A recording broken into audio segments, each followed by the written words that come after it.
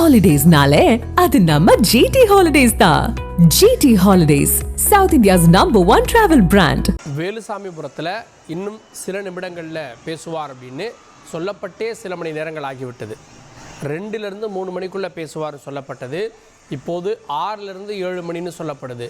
7 மணிக்கு வந்துடுவாரா? 200 மீட்டர் தான் இருக்கிறார். இதோ வந்து விட்டார், அதோ வந்து விட்டார்னு அங்கே காத்திருக்கக்கூடிய தாவேகாவினரை சுற்றி இருப்பவர்கள் உற்சாகப்படுத்திகிட்டு இருக்காங்க. ஆனால் விஜயுடைய வாகனம் தொண்டர்கள் மத்தியில் ஊர்ந்து வரக்கூடிய காரணத்தால் இந்த தாமதம் அப்படின்றது 3 மணி நேரத்திற்கு மேலாக நீடிக்கிறது. 3 மணி அப்படின்னு எதிர்பார்த்தாலும் கூட 6 மணி ஆயிரும். ஆனால் இப்போது 7 மணியை தொடக்கூடிய நேரத்தில் 7 மணிக்கு விஜய் வருவார் அப்படின்னு எதிர்பார்க்கப்படுகிறது. 6:30 மணியை கடந்துருச்சு. விஜயுடைய வருகைக்காக டார்ச் லைட் அடித்து டிவிகே அப்படின்னு காலையில் இருந்து உற்சாகமாக பேசிகிட்டு இருக்காங்க, உற்சாகமாக குரல் கொடுத்துட்ருக்காங்க தாவேகா தொண்டர்கள். காலையில் 6 மணிக்கே சிலர் வந்ததையும் நம்ம பார்க்க முடிந்தது. அப்படி பார்த்தா 12 மணி நேரத்திற்கு மேலே பலர் காத்திருக்காங்க. 10 மணி நேரத்துக்கு மேலே பெரும்பாலானவங்க காத்திருக்காங்க.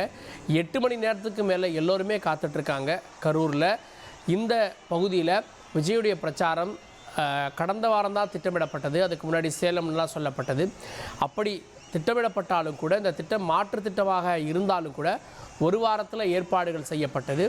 இந்த பிரச்சாரத்திற்கான இடமே கூட எது அப்படின்னு 2 நாளைக்கு முன்னாடி வரைக்கும் தெரியாமல் இருந்தது. 2 இடங்கள் ரிஜெக்ட் செய்யப்பட்டது அப்படின்லாம் செய்திகளை பார்த்தோம். இதற்கு மத்தியில் தான் குறிப்பிட்ட இடைவெளியில் கிடைத்த இந்த அனுமதியை வச்சு ஒட்டுமொத்த தாவேகாவினரும் அங்கே கூடியிருக்காங்க. குறிப்பாக எப்படி திருச்சியில் அவருக்கு வரவேற்பு இருந்ததோ அதற்கு சற்றும் குறைவில்லாமல் கரூர்லேயும் வரவேற்பு இருக்குது அப்படின்றத நம்ம பார்க்குறோம். இடையில் அவர் காரில் வந்தார், அப்புறம் ஒரு குறிப்பிட்ட இடத்துல அந்த ஷோ பஸ்ஸில் வந்தார். அதுக்கப்புறமா தொடர்ந்து அவருடைய பயணம் அந்த பஸ்ஸிலே தொடர்ந்துட்டுருக்கு. கிட்டத்தட்ட அவர் ஒரு ஸ்பாட்லேருந்து அங்கேருந்து கிளம்பி ஒரு 2:45 மணி அளவில் அவர் பேசினார்.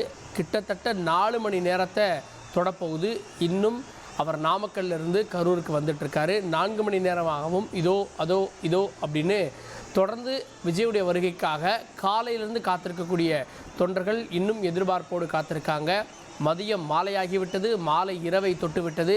விஜய் வருவார் அப்படின்னு காத்திருக்காங்க தாவேகா தொண்டர்கள் கரூர் வேலுசாமிபுரத்தில். தொடர்ந்து செய்தியாளர் தமிழ்ச்செல்வன் நினைக்கிறார். தமிழ்ச்செல்வன், விஜயுடைய வாகனம் வரக்கூடிய இடத்துல தான் நீங்கள் இருக்கீங்க அப்படின்னு தெரியுது. ஏன் இன்னும் அவருடைய வாகனம் வருவதில் தாமதம் ஏற்படுது? எவ்வளோ பொதுமக்கள் அங்கே இருக்காங்க? கரூர் மாவட்டம் தற்போது தமிழக வெற்றி கழக தலைவர் விஜயுடைய தேர்தல் பிரச்சார பரப்புரையை காண்பதற்காக விழாக்கோலம் ஒன்றுக்கு சொல்லலாம். குறிப்பாக கரூர் மாவட்டம் முழுவதுமே அவருக்காக அவரை வரவேற்பதற்காக பேனர்கள் மற்றும் கட்சி கொடிகள் பல்வேறு இடங்கள் வைக்கப்பட்டு பிரமாண்டமான முறையில் வரவேற்புகள் ஏற்பாடு செய்யப்பட்டிருந்தது. குறிப்பாக திருக்காம்பள்ளியூர் பகுதியிலிருந்து இந்த வேலுசாமிபுரம் பகுதி வரை 3 கிலோமீட்டர் தூரத்தில் இருக்கு. மக்கள் கூட்டம் அதிக அளவில் சூழ்நிலம் தான் இதற்கு காரணமே சொல்லலாம். ஏன்னா வேலுசாமிபுரம் பகுதியில் தேர்தல் பிரச்சார பரப்புரை மேற்கொள்ளும் இடத்தை சென்றடைவதற்கு குறிப்பாக நார்மலாக ஒரு 10 நிமிடங்கள் ஆகும். ஆனால் தற்பொழுது திருக்காம்பள்ளியூர் பகுதியிலிருந்து தற்பொழுது அந்த சாலையை அடைவதற்கே 1 மணி நேரம் ஆகிவிட்டது. இந்த நிலையில் இன்னும் 100 மீட்டர் தொலைவில் தான் இந்த தேர்தல் பிரச்சார பரப்புரை மேற்கொள்ளும் இடமானது அமைந்துள்ளது. குறிப்பாக